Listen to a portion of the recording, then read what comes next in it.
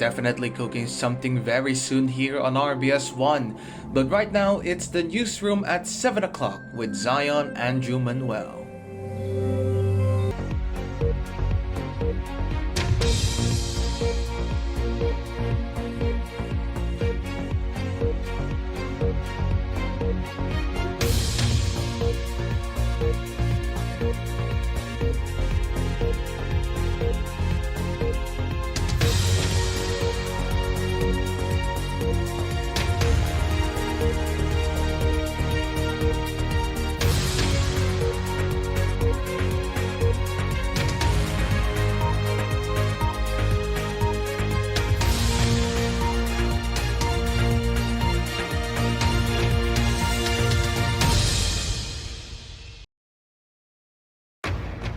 Tonight at 7, Israel's Prime Minister Benjamin Netanyahu says that strikes against Gaza are just the beginning and that Israel's now engaged in a war to ensure its survival.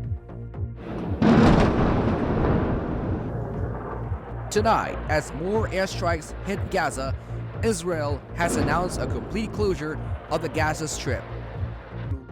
Hamas have made a mistake of historic proportions. We will exact a price that will be remembered by them and Israel's other enemies for decades to come. Almost 1,000 are confirmed dead as the war between Israeli forces and Hamas militants continues on its third day. I could hear in the background Israeli fighter jets are still flying overhead and targeting places between time to time, and it seems that this night the Palestinian in Gaza has never seen before.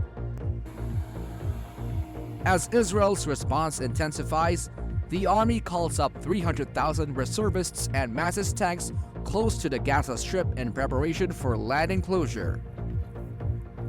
We'll also report tonight to assess the impact of what has happened and what may happen next.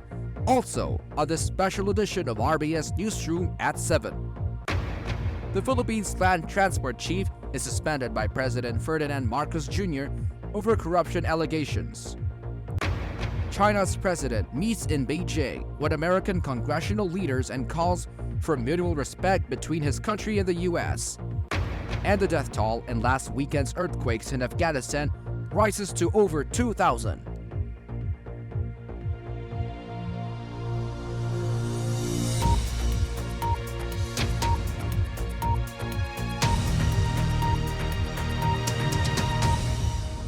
Good evening, and welcome to the RBS Newsroom at 7. We start tonight on Israel, where the war between its armed forces and the militant group Hamas enters its third day.